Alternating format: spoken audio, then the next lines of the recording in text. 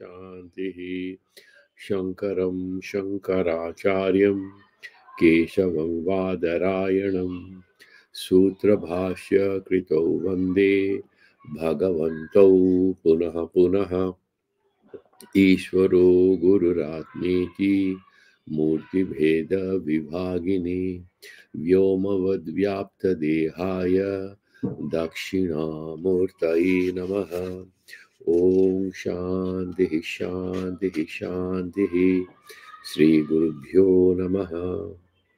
So we had done some parts of the Sutra number 7, and I had promised that we will do a little more reflection on what is this moha and what is this avidya that you have to overcome and transcend, and then you are fully established.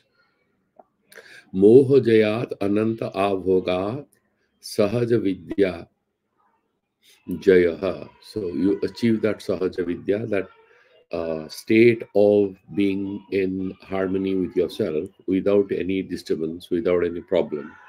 And how does that work? What it means? That is what we were discussing. And there, before we come back here, so there was a bit of a discussion, which I was mentioning that it is important for us to look at, to sort of unravel the meaning of what is this avidya or this moha. Jnanam Bandha, we have done it at great detail in both the first chapter and in the second chapter. So the key thing then is that moha is nothing. Moha jayat means actually your ability to transcend, master, rule over that maya sakti. Okay. And then moha tattva, moha is itself maya. So moha word is mentioned here. Moha jayat, ananta avhoga sahaja vidya jayaha. And there are these two words that we discussed last time. One is samana and unmana. Samana is a state in which you have virtually nullified many of the vyaparas or activities or vrittis of the mind, but the mind is not completely abandoned. So some of these encrypted sanskaras are still lying in your consciousness. What you call mind, that is essentially a certain domain of your pure consciousness. There's a domain where cognitively you are active. That is what we refer to as mind. And that domain, even though we are able to silence it, he's saying that it can still pull us back. There could be a kind of relapse. And the best way is to establish oneself in the Unmana stage, where the process of transcendence begins. You leave behind this mind and you embark on a new journey where you are no more remembering that you are Jiva. You are fully established in the awareness of the Shiva Tattva, the Parama Shiva Tattva. And that is how you are making a complete break, a systematic break with all the games and the movements of your mind. If you actually watch your mind sometime, if you're taking a walk, you watch your mind a little carefully, you'd see, all of us would see that what we call mind is essentially is an interaction between different thoughts with which we have nothing to do most often.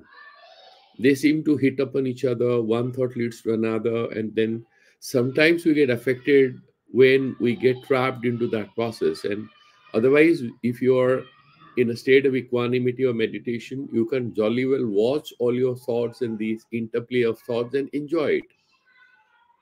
And that is what Guneshu Vartanta Itimatvana Sajjate in Bhagavad Gita Bhagavan says. You can yourself be a witness to this game which is going on, and many of our thoughts are completely meaningless because there's no element of purpose in them. You are taking a walk and then 25 thoughts come and go. And he's saying that in the deepest meditation, even though we are able to kind of bring this whole disturbance to some sort of a silence, the mischief is not completely annihilated. The potential for repetition of the mischief or the disturbance remains. Therefore, he's saying that you have to go to the next stage.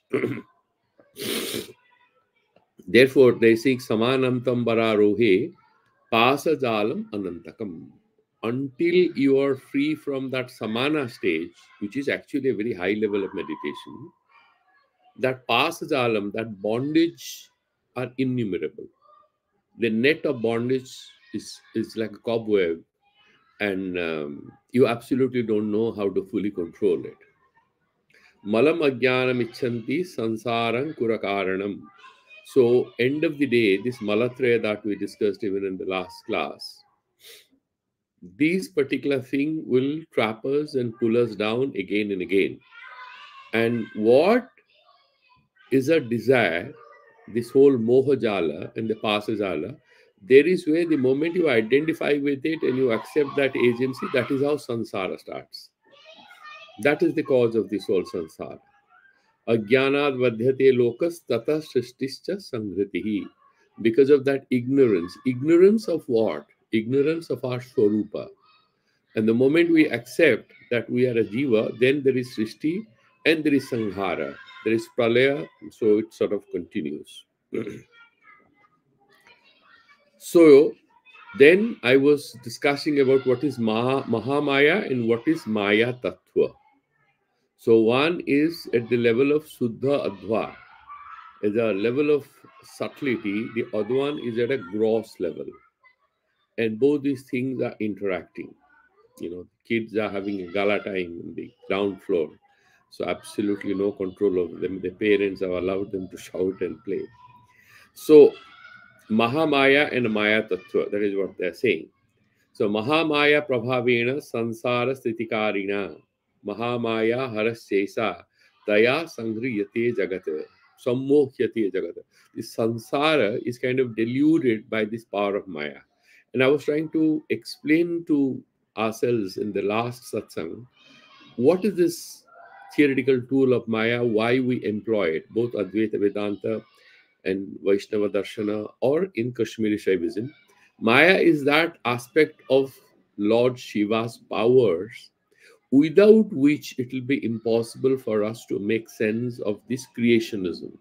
There's a creation. How do you make sense of it? There has to be some sort of a theoretical explanation. If you look at a lot of theories which are now circulating, a lot of discussion is happening on, okay, Big Bang happened. What is the proof of Big Bang? Okay, there is this Penji, that CMB, common. So they are saying microwave background. They're talking about a CMB. We can jolly well say pure consciousness. They talk about these Penji things, had these two guys who got Nobel Prize for that. A Big Bang happens because the energy is still flowing all around. So, but how do you say the temperature similarity and stuff like that? Were they together? How did they happen? They have another theory. They call it sudden, there is a cosmic inflation. How long it took? Fractions of a second. Everything happened all of a sudden. So they are being able to explain. So you see, they are inventing one after another theoretical concept to explain. But if you ask them, what is the singularity and why was the singularity? What is this causal form? They're using these concepts. Sanat Mishra ji has asked this question, why would God create? In fact, if you go deeper into physics as to why should there be a creation? Why has all this happened? We do not have a comprehensive answer.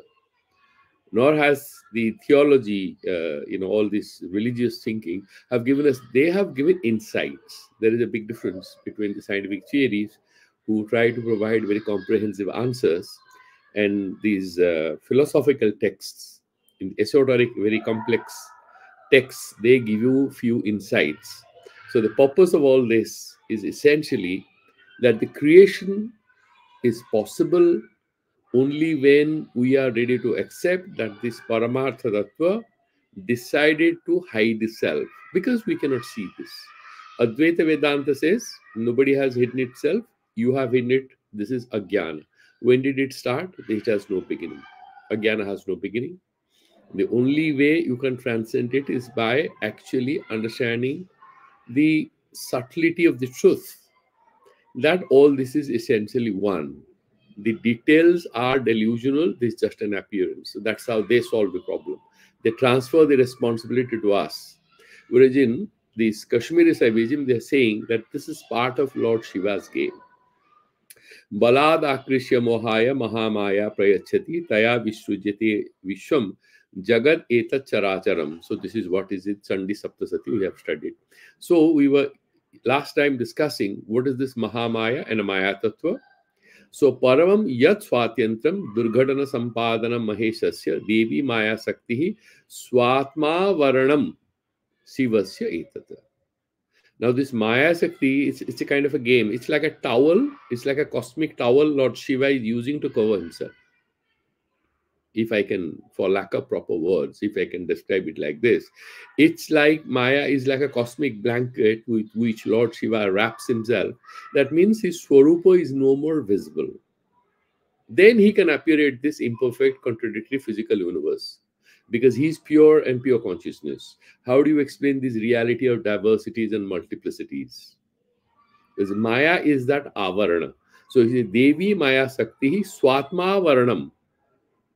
Swa Atma Avaranam, Swarupa Avaranam, Atma Gopanatmika Krida. He's playing that game, without which will not make sense of creation. Why should there be pain? There will be this, that, all kinds of things.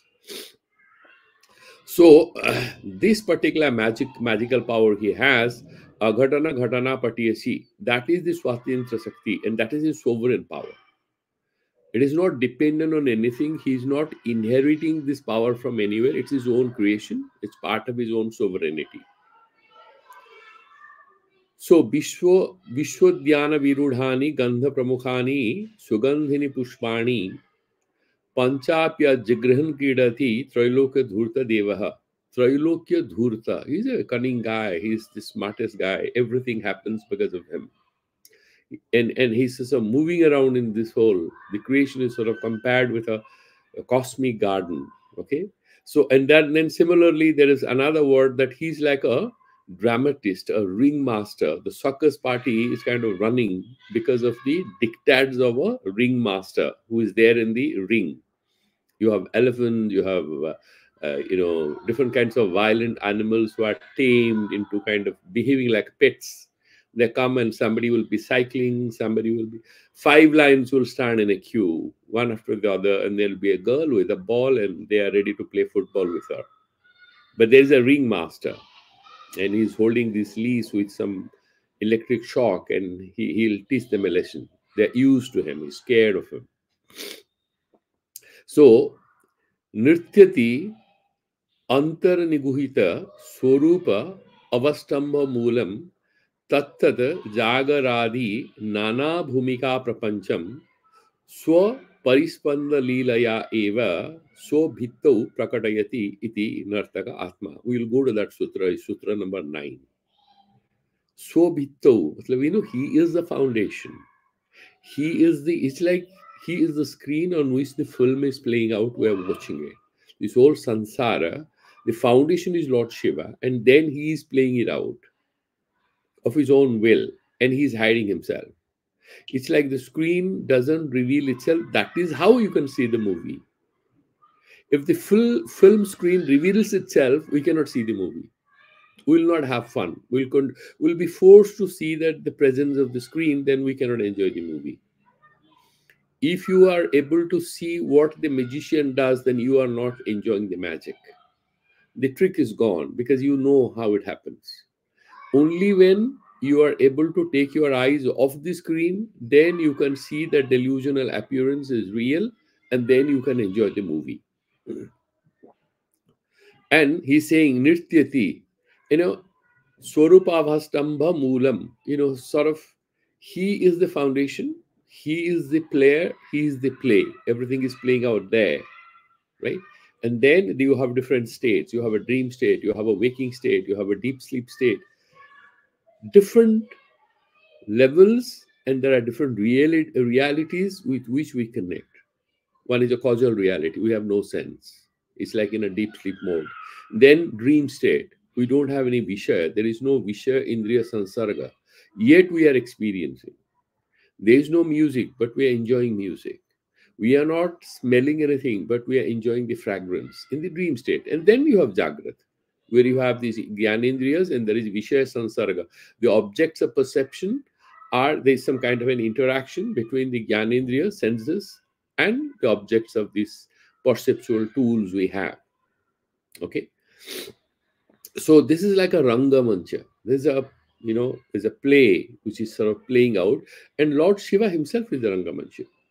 He's creating the play because there is nothing, there is no reality which is not Lord Shiva. We have heard that earlier.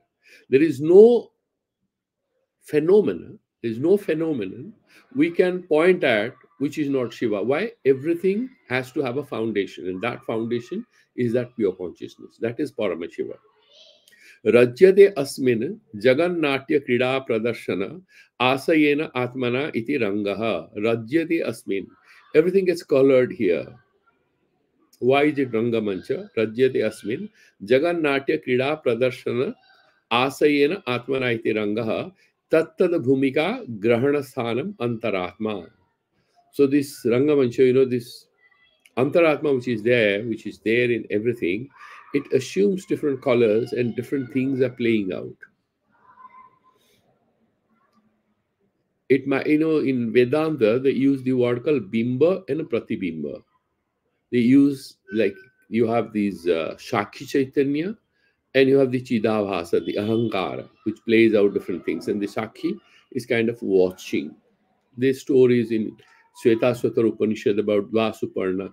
There are two birds. One is tasting different fruits, Papa Punya. The other one is just watching. And this bird gets tired and goes there. And that is the Sakshi Chaitanya. These dualities imaginary in order to explain this complex game of how the divine self has to also explain the phenomenal reality where we are doing a lot of things. And we are also the same people who will be liberated. We'll also have Atmagyana. The details are there, and that Swarupa Satta is there.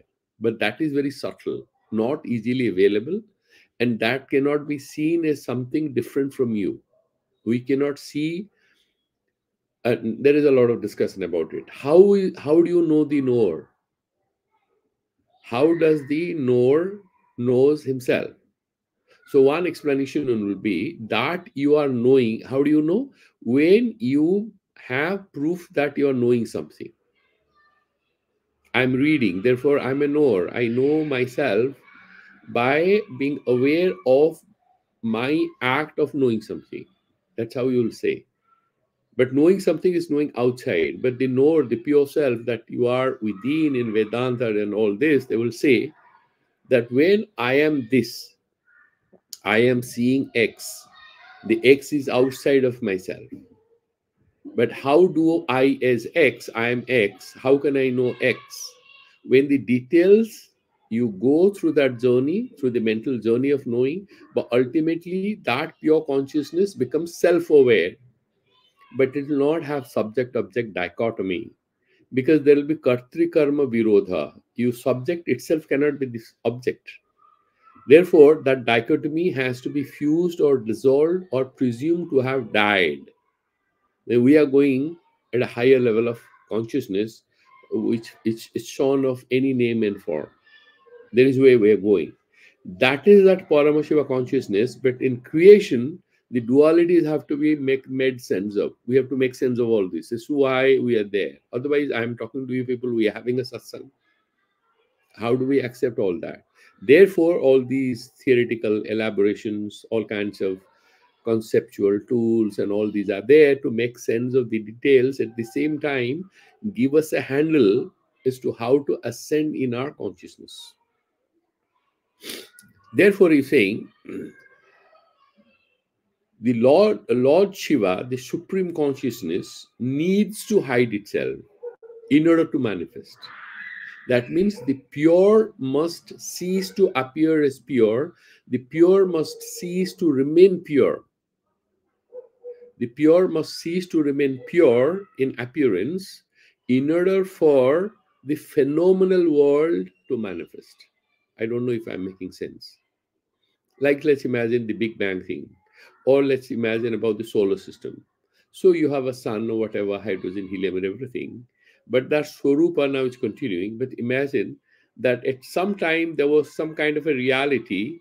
The moment you talk about Big Bang, that reality ceases to exist. That means that reality ceases to become evident. And that is what is one way of hiding itself. So in a causal form, it has to be there. Otherwise, it has to have some cause. Now they're saying you cannot have any understanding of cause-effect relationship in that singularity or in that causal form. So they have different kind of concepts. But there's a way of bypassing many of the challenges which we have normally, but they are still working on it. Tremendous progress in last few decades or last 1 century. So they're saying that Anavrata, that Lord Shiva, which is absolutely not covered, he has to play this game of Atma Achadana or Swarupa Gopana, that kind of a game. Therefore, that Swatantra Sakti, that unlimited sovereign power which he has to limit it. Look at this game. He has to limit it. It's like, as I was telling you, the chief secretary, the finance secretary is not available. Therefore, he has to limit his powers and go to the desk of the finance secretary to sign that file and send it back to himself as chief secretary to sign it. So there is, you know, he is a kind of contraction of his own powers, a very delusional contraction. And that is what requires this Maya Shakti to play out. So what is it? Sankocha abhavasa unmukhata. Sankocha abhavasa. There is no real contraction. Lord Shiva remains that supreme power. There is no contraction of his power. But it will appear as if he has contracted his powers. Then only we can explain the Shiva will become Jiva. We have contracted powers as Jivas. But this is only an appearance. The pure self, no contraction, free from all restrictions, the pure consciousness. Therefore, he's saying Swatantra Sakti, that is what is Mahamaya. This apparent delusional contraction of power which takes place happens so with the help of, we have a term for that called the power of Lord Shiva, which is Swatantra Sakti, that itself is Mahamaya. Okay. And then these are the Pancha Shaktis that you have, the Chit Shakti, Ananda Shakti, and Ichha Shakti, and Jnana Shakti, and Kriya Shakti. Pancha Shaktis of Lord Shiva, they will become Pancha Kanchukas. That means 5 veiling powers, powers to veil, right? Each one will become inverted, as I have explained in the last class, that how the Vidya becomes, the Sarvajnatva, it becomes Vidya. Okay, so each one sort of gets inverted, as we discussed in the last class. Then, so you have Suddha Adhva and you have Asuddha Adhva levels of phase, if you can use it, taking a concept of physics.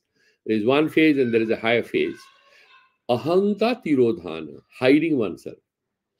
So that very subtle contraction happens with the help of Mahamaya, and a real, apparently very gross kind of a contraction happens through the Maya Tattva. So Maya Tattva is a kind of metamorphosis of that Mahamaya, Maya Shakti. It becomes Maya Tattva. It becomes veiling in nature. It becomes limiting in nature.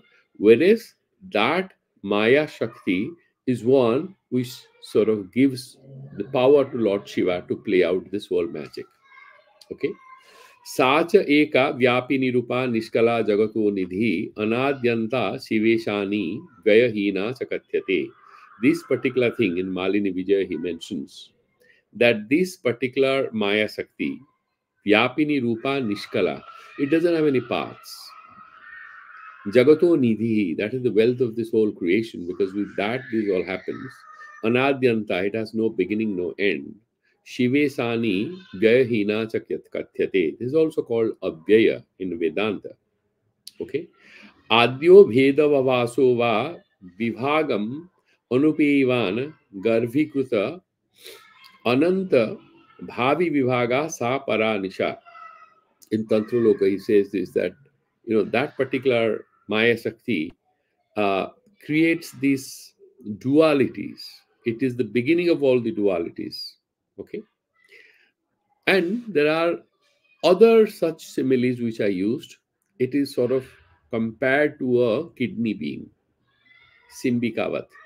So if you look at a same, Simbika, or Simbo as they call it in Oriya, or same in Hindi. So this Simbikavat, if you have this kidney bean seed, the whole plant life is hiding in that. And if you put it in moist soil, then the whole tree comes out. So that is the Maya Tattva, that Shakti with which this whole thing. Bahirmukhatayam bhavino vibhagasya simbika phalavata asyam garvikaro asti. It sort of hides this whole creation. It's in the seed form. Now, this Maya Shakti creates this experience of apurnata. So the Shiva will become Jiva, or Shiva will become Pashu. Therefore, metaphorically, it's possible to say that this Maya Shakti is doing violence to one. It's like self-sabotage. Apurnata prathanena meenati hinasti iti Maya Shakti uchyate. So this particular thing is mentioned, hinasti, as if it's doing hingsha. How can Maya Shakti do hingsha to Atma? Because it's just an aspect of it. But this just it's a manner of narrating that it hurts its old Swatantra Shakti, because this Paramashiva, who is now becoming a human being. So in order to make sense of it, for lack of proper words, they say this Maya Shakti appears as if it's doing harm to the supreme sovereign power of Lord Shiva, because end of the day, it is essentially contracting. It appears to contract, limit, restrict the powers of Lord Shiva. Okay. Because then he will slowly be trapped in this whole samsara. Because that's the game he's playing. Now, this whole question of how Maya is Jada Rupa, that will be the next thing. And what is this? Sa Jada Bheda Rupatvat Karyam Chasya Jadam Yataha. Why is it called Jada Rupa? In Sankhya Darsana also, they say Prakriti is Jadatmika, Pradhana, Jadatmika. Purusha is Chaitanyatmaka. And how, but Purusha cannot do anything. It's like a dead body. Shava without Shakti is like Shava, is like a corpse. He cannot do anything. Like Ma Kali is standing on the chest of Lord Shiva. The foundation is that pure consciousness, and then she will create this whole samsara, or she'll manage and she'll also annihilate. But the foundation of that foundation is the Param Brahma, the Param Shiva, Prakriti and Purusha, that game. Now, here, what they're trying to say is, she is called Jadatmika because whatever she creates is Jada. You will now ask me, this is very contradictory, because 5 seconds back you quoted some text where you said there is nothing which is not Shiva. Now you are saying Maya is Jadatmika because what it creates is Jada. These are complete contradictory statements. Yes, they're contradictory. Depends on how you will look at them. So, everything is Paramashiva. If we look at the foundation of everything, it's a field of consciousness only. We call it Jadatmika. In Advaita Vedanta, for example, in Vedantic philosophy, they will explain everything is Chaitanya. Then a stone and a human being and a plant and an animal, are they all same? They will say no. Please understand, sunlight is falling on all surfaces. It doesn't reflect, clay doesn't reflect sunlight as well as a mountain, a rock piece. Or if it's a quartzite, it will reflect better. If it's mica, it'll reflect better. It's a combination of quartz feldspar, maybe it will reflect better. If it's diamond, very well. Or everything is Prithvi Tattva. It's a mirror, a silicon oxide reflects very well. So depends on how nice is the Chidabhasha and how it's reflecting. Consciousness is everywhere. That is how they try to make sense of it. Let me tell you, all these are certain efforts made by these theologians and philosophers to explain that there is a unity of consciousness, but then there are diverse fields of realities where something appears as animate, something is inanimate, something is living, something is non living. Everything is consciousness. However, in detail, we are able to categorize them, have nomenclature. Doesn't mean anything is without pure consciousness. So everything is Lord Shiva. And yet, because this sansara is in a gross form, is trapped in the game of Prakriti, and it is absolutely not having any inkling of his Parama Shiva Swarupa, therefore is Jadatmika, and therefore Maya is called Jadatmika, because this sansara is a creation which is Jada sansara. Okay, and then they are explaining what is the Jadata. Let us have some. Is it inanimate? Is it without life? Are you talking about something very gross? No. They have a very philosophical explanation. What is that Jadata? He's saying, please understand this. Pure consciousness, that Swatantra Sakti, whenever that pure consciousness, look, this is a very beautiful thing. You are sitting in pure consciousness. So you have that Samanya Jnana, okay? And that Swarupa Anubhuti. I am this, you are not saying. The moment you open your eyes or you have this thought, I am Mr. X now doing meditation, there is a sudden contraction of that consciousness. Then it is aham idam, I am this. It is now getting into this format. The moment you have this and there is some object of your consciousness, then this consciousness takes the form of that object. Like in Advaita Vedanta say, when you think about a horse, your consciousness is taking the form of that horse. You have that aswakara vritti. You're thinking about your wife's health. Your mind is preoccupied with the health of your wife or daughter or son or whosoever. So tadakara vritti happens. Consciousness loses its purity. Then it takes a certain shape. And that taking of a particular shape is essentially a contraction or a limitation of itself. In that sense, he's saying Jadata is nothing, it is Sankuchita Prakasha Rupata. Jadata means getting restricted by focusing on something. And the gross material reality we are meditating on, which means the consciousness is getting delimited, getting restricted. So now they will put it in their particular theoretical framework. So what? Bhagavan Paramashiva is Sarvagya.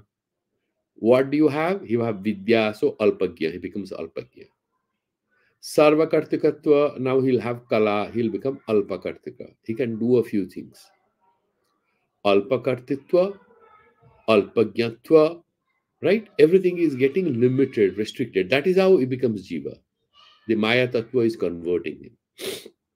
Then you will ask me this question. Okay, so let's discuss a little more about this Jada thing. What is this Swabhava like? What's its nature? How does it behave? How do I make sense of it? So there's a beautiful explanation they're saying. There's a sentence. Idamatra idanim bhati ayam evahi jadasya swabhava yat idam atra idanim bhati iti parichannitaya prakasyate iti. Pure consciousness is free from any delimitation of XYZ axis. It is absolutely non-dimensional. You don't have to get into the physical physics ambience kind of a discussion to say that it is 10-dimensional, this, that. No, it's not a physical reality at all. You don't have to discuss how many dimensions consciousness have. It's non-dimensional. It's beyond any dimensions because it's not a physical reality. Idam atra idanim bhati. This is appearing now. This is what is being luminous now, here and now. I'm thinking. Now, immediately, you're talking about time and space. You know, some of the top physicists are now saying that when the Big Bang and other things they are thinking, singularity, they think, look, it's impossible to talk about space and time at that moment. Space and time, we will start thinking with Big Bang. Before that, no space and time.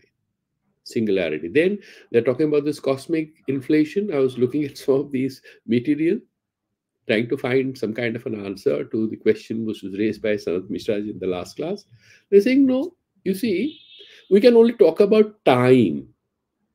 to explain this cosmic inflation which happens in fractions of a second. But this whole cosmos, billions of galaxies that emerged, happened in fractions of a second. Sudden expansion. Then only their theory falls into place. Somewhere they're talking about a reality which is very exciting for me, because they're coming. I mean, I personally see that sort of very well aligns with the insights of our Vedantic or our, Indian philosophical insights. Because here also we are saying that the consciousness thing we are talking about is nothing to do with time and space dimension. It is beyond time and space. Time and space are constructs to explain phenomenal. They are relative to 2 points. When you're talking about time, you're talking about 2 points, past and future. They'll make sense. If you have reference, if you do not have reference as to where it started, what do you mean by time? There's no time. Similarly, space, you have to have a location. So you will say X, Y, Z. You have three axes, three-dimensional or 10-dimensional, whatever. You have to define, right? Like in crystallography we studied. So you will mention that this is a location. With regard to this, you can say that way, this is a tangent, this is the distance, and it is located here. You'll take the help of coordinate geometry or trigonometry to have equations in place. Where exactly is x1 vis-a-vis x?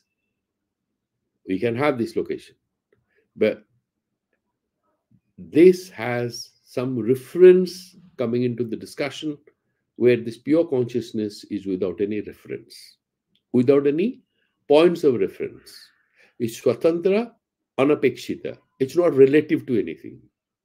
Everything is relative to that. Everything else is relative to that Paramasatya, that Paramashiva, that Advaita Vedanta, what we call Param Brahma. Okay, so idam atra idanim bhati. This is a very beautiful way to explain. It's very appealing to me, because if you look at it from the point of view of cosmology and physics, it's very luminous statement. Idam atra idanim bhati ayam eva hi jadasya swabhava. That is what will define what is material reality. Jada is material reality, a kind of delimitation of that pure expansiveness and luminosity. So now, this is that Suddha Vidya. You have this Shiva and Shakti, then you have Sadasiva. He's explaining that. Just putting that till from Suddha Vidya till all these, like Prithvi, all these 36 tattvas that we are saying, that this Maya Shakti becomes limited, becomes Maya Tattva, and then you have these whole details coming out. This Panchabhutas and the Panchapranas, the Gyanendriyas, everything will come up from there. Now, this particular Moharupa Maya or Bimohini Maya, whatever you call it, if we can conquer that, that means we are going to recoil back to our pure state. Because we have become many, we have become distinct, we have become limited. We are going to try and make a return to our pure state. And he's saying, if the return we are able to do, we are in a state of Sahaja Vidya, free from dualities, free from restrictions. That is what he's trying to explain. Oh, I'm sorry. Is it? Okay, no, I thought that it is not happening. Yeah, it is there on the YouTube. So, idamatra idanim bhati ayamavi jadasya swabhava yat idamatra idanim bhati iti parichinnataya prakasyate. So, pure consciousness is aparichinna, desa kala vastu paricheda sunya, free from the limitations of time and space and location, whatever, time and space and vastugata bheda. Desa kala vastu paricheda sunya. So now this Maya Tattva starts, and that Maya Tattva we have to overcome. How to overcome? It says that the unlimited sanskaras we have, past impressions. And these past sanskaras are lying in our mind, what we describe it as our mind. And therefore, you have that samana level, and we have to make a quantum jump out of that into the Unmana stage, where the ascendant starts. And this attendance is nothing other than some sort of a identification with your individual consciousness. That is that ultimate samana stage. When you jump out of it to the Shiva consciousness, the universal consciousness, from the particular consciousness, however subtle that may be, in the highest yogic state, if it's still the particular consciousness, not good enough. So you become that Atma Chaitanya, you just make a quantum jump, then you have that Shiva Bhava. Then I exist, and then other things are around me. That description becomes irrelevant because everything becomes Paramashiva. Once we reach there, then we are in the Unmana stage, and that is what he's saying, Sahaja Vidya. It's a very inspiring thing. It's a very, very inspiring thing, because end of the day, all the problems and the sadness and the so-called excitements and everything that we are experiencing is emanating out of, in fact, this division in our consciousness: me and this, me and others.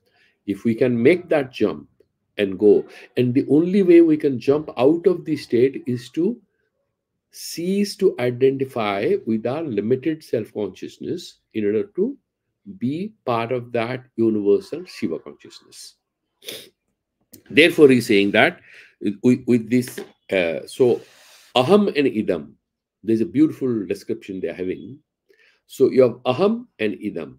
If you have a samanadhyakaranya, that the aham, I am this, you remember in the first chapter, we are saying that this sadhaka, he goes, Sariram Vishwam, Vishwam Sariram. There are two states, he is saying. So Aham Idam Sarvam. Aham. So you identify with this whole sansara, it's my body, I am this, it's part of all that. And then he's saying in the state of meditations, Sariram Vishwam, you also continue to look at your own individual body as part of this phenomenal reality because you are transcending. We had done that earlier. Sariram Vishwam, Vishwam Sariram. Similarly, saying ahamidam, there is a complete balance. There is a samana adhyakaranya. There is no difference. Vishwam paschat pashyan idantaya nikhilam ishwaro jataha sa bhavati suddha vidya ya idanta ahantayor abhedamatihi. Idanta and ahanta. Thisness and I-ness. I-ness and thisness, if you can dissolve it, if we can have equanimity between these, no more distinction, no more division, no much any kind of anxiety. So dvaita dvayopajayate, all fears and anxieties emerges out of duality, me and this, and that is a threat to me. Some kind of a fear, agonizing fear. But once this duality between ahanta and idanta is addressed, we are quickly at a very subtle stage, and that is what he's saying, Vishwam Aham, I am everything. This whole sansara, there is nothing outside of me. Even the bhaktas, who are they are dualists, but at a very highest level of love for Lord Krishna, they are not scared of anyone because Parameshwara is your lover, your friend, your son, if somebody was saying, somebody who was sort of maybe on cannabis in kind of a state, a sadhu was laughing around and people thought he's crazy, and he said, why are you so happy? He said, just imagine the son of a rich man, he would be happy because his father has given him a Mercedes car and house and car and everything. My father is sitting in this temple and this whole world belongs to him. I'm his son. So I'm very happy. I just realized he's my dad, maybe under any kind of intoxicants.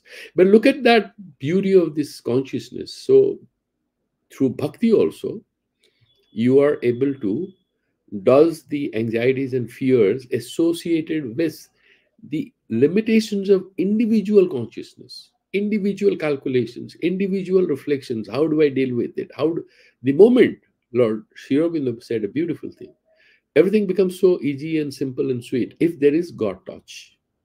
If you bring in that divine consciousness into our lives or anything we're doing, then suddenly there's a change in perspective. Everything looks different. Everything, whatever we are doing, will feel differently. So he says, Samanadhyakaranyam cha sadvidya aham idam dhyoho. That is what Utpaladeva says. Okay, in the so bahya abhyantarayor vedya vedakayor. You see, what is that samana dekarana? What is that equanimity? What is that balance? Is explaining one by one. Bahya abhyantarayor, bahya and abhyantara, the inside and outside. Vedya vedakayor, vedya, sansara is vedya, vedaka you are seeing it, there is a difference. Then chinamatra vishrantir, until it's sort of resolved in that pure consciousness.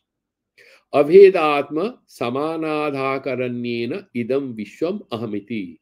Then this whole sansara, because of that particular kind of equation that you have struck, there is no duality between you and this whole manifest universe.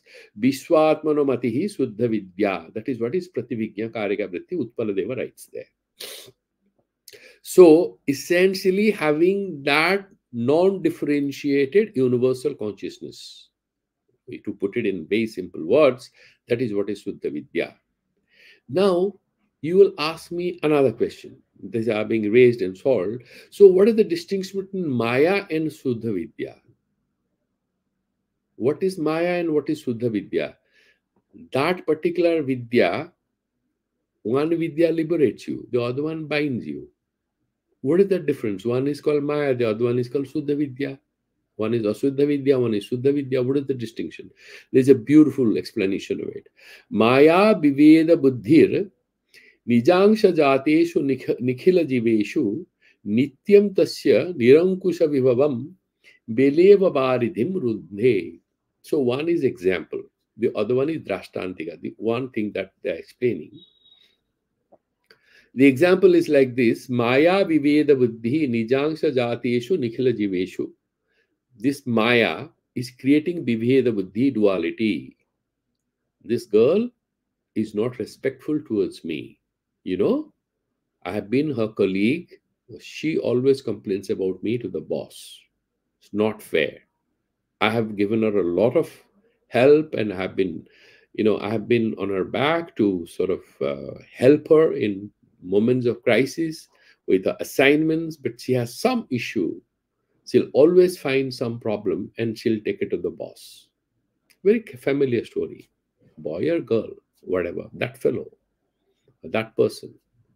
Maya Viveda Buddhi Nijangsha Jateshu. This whole Paramashiva itself has become sansara. So the example that comes to our mind is, you have water. Thakur Ramakrishna Paramahansa used to say that again and again. So you have water, H2O, whatever. Then you have Bay of Bengal or Indian Ocean or whatever, another name depending on the location. And then you have waves coming and hitting the sea beach. And you see there is a wave which came and it's returning, and then the next wave comes and there is a clash between these two. And you say that because of that wave, it could have been bigger, but now it's not going to come very far because the return wave is kind of blocking that. We are creating that Veda Buddhi. And then you have water bubbles, Budbud and all that. But all this is ocean, and all these so-called oceans with different names is essentially water. So Nijangsha Jateshu Nikhala Jiveshu, amongst all these people which are born out of the same Paramashiva Tattva, Maya Viveda Buddhi Karoti Janayati. It creates this Bheda Buddhi. Maya is, you said, Jada and is creating Veda Buddhi. No, these are manners of explanation. In order to make sense of it, these are the sentences written. And then he's explaining Nityam Tasya Nirankusha Vibhavam. Actually, the swarup of all this Jiva and everything, this Maya, that absolutely they're part of that whole supreme consciousness. But then the Vibheda Buddhi and these dualities and restrictions and limitations are made evident, appear as if that's real. Can you give us an example? He's saying, Bela iva baridhim rundhe. The baridhi, the ocean, is unlimited. Water is unlimited. But then there is a sea beach. There is a bela, right? And this limitation imposes a spatial restriction on that oceanic reality. So we'll say that the ocean is limited to this. Actually, it has no real limitation. He's giving that as an example. So until we are realizing or we become aware of, we remember, we are able to remind ourselves of our Aishwarya, of our Paramashiva Swarupa, we are a Sansari or a Pasu. Sansarinam Aishwaryasya Atmanaha Prativigyane Vidya Pasubhave Maya. What is Vidya and Maya? If you are able to remember your Aishwarya, your divine nature, that is Vidya. If you don't remember, you are happy with what you are struggling with the anxieties, and these are real for you, oh, I'm sorry. You have Pasubhava, that's what is Maya. The same thing. You see, the game of Maya, Bhagwan, or the Vidya, whatever you call it, same thing, Bhagwan lifts us up, pushes us down.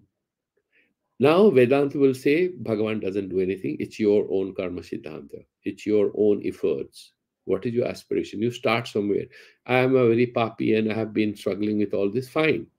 Let's, once we know this is what we have been, what is our next step?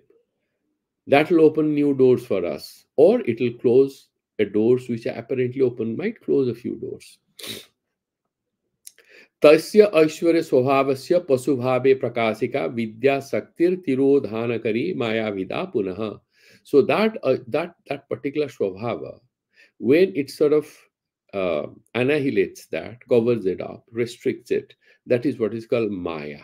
That is what is maya, and that sort of hides that swarupa, hides that swarupa from yourself. It's like a person who forgets that he has an assignment after 3 days and he's just relaxing in a party is going to pay a heavy price. Nobody reminds him. Then he fights with his mother or sister or wife or friend. Why didn't you tell me? But this is how it sort of plays out. Now, what is the Ishvara, Sadasiva, and Sadvidya? This is hierarchy of realities, the divine realities. Ishvara is Bahir Unimesha. So, there is an externality because he will create the samsara. Ishvara is the bottom. Then Sadasiva Antara Nimesha. So Nimeshanta Sadasiva Sadvidya Aham Evam Idam. That Sadvidya is Samanadhikaranya of Aham and Idam. That is how he's explaining. There is a beautiful prayer for Matangi. Matangi is, there is a lot of story about Matangi Devi. One is that she's daughter of Matanga Rishi, and then she came from a lower caste. Matangi is comparable with Ma Saraswati, and a lot of Vaishnavas are very deeply interested in Matangi. There is also this picture of Lajjagori you will find in certain temples in South India, where there is this lady who is sitting as if she's going to give birth, exposing her reproductive organ, and she doesn't have a head. It's like a flower there.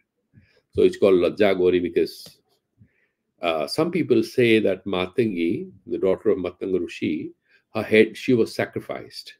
These are mythical stories. But this Matangi is the supreme giver of inner knowledge. Okay.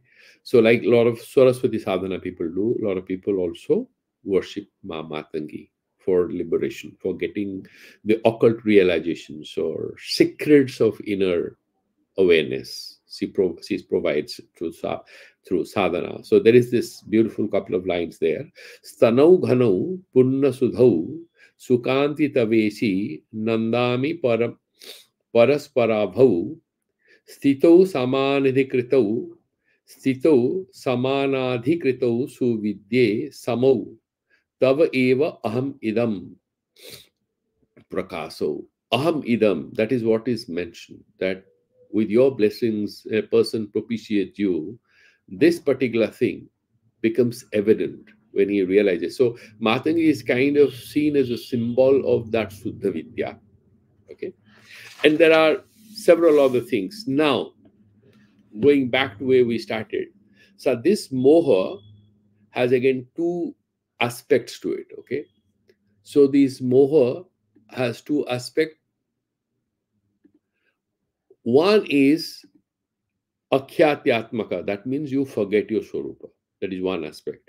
The other is Ananta Pasatmaka, then it binds you, it limits your consciousness. One is forget. You see, so Let's understand it like this. You have your password, you have a lot of money in your bank, you have an ATM card. You forget your PIN, right? The moment you forget your PIN, your life becomes very vulnerable. You are in a new city, you are on a tour program with your wife and children, and you are not carrying in cash, you have your credit card or you have your debit card, whatever, and you are forgetting your password or the PIN. How is your life? You have a lot of threats to your freedom because you have forgotten that. You don't know how to move. So, innumerable problems. Therefore, Akhyatmatmaka and Anantapasatmaka, to my mind, are kind of interrelated. The moment we forget our Swarupa, obviously we are caught up in a cobweb of lot of restrictions, lot of limitations. That is what is explaining. And that is what is Maya. And Jaya is Abhivava. We have to win over that. And Anantabhoga. So, Sanskara Prasamana Paryanta. That means that Samana, until that Samana stage, these pasas alam go on multiplying. They are in multiples, no end to them. Right? Chandi, you have that Rakta Bija. It's a very metaphoric thing. In our inner lives, when we are trying to solve one problem, another five problems appear.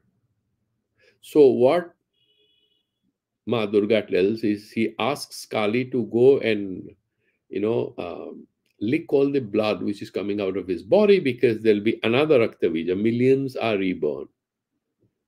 So, to me, this is a metaphor for explaining that you have to be aware of what is the root cause of all these problems. If you are not being able to prevent a repetition of that problem, if you solve one, there'll be another problem. It's like killing a few mosquitoes. Unless you have a mosquito net, how many mosquitoes can you kill? You cannot kill. So either you have odomus or some kind of an ointment you put on your skin, or you're going to have a mosquito net. Then you can sleep. So prevention, understanding that causal element is the critical thing. Therefore, he's saying, what is that causal thing? Then how do you win over that? Swarupa avalokanam. The only way you have victory over Maya is to be aware of yourself. So that Atma Vyapti will become Shiva Vyapti. That individual consciousness will become Shiva consciousness. So with that, we sort of have come to an end. And this is a very powerful sutra. That's how I sort of took two satsang to dwell upon it. And we'll progress to the next sutra. But there is a few conclusive things that I'll touch upon before we go to the next sutra in this Saturday class. We have sort of come to the timeline. Any doubts, one or two, and then we will close this. Any questions anybody has? No? Okay. So we'll do the Santi mantras. Om Purnamadaha Purnamidam Purnat Purnamudachyate Purnasya Purnamadaya Purnameva Vasishyate Om Shanti Shanti Shanti Shri Gurubhyo Namaha Harihi Om Tat Sat. Okay, so thank you and see you on Saturday. Pranam.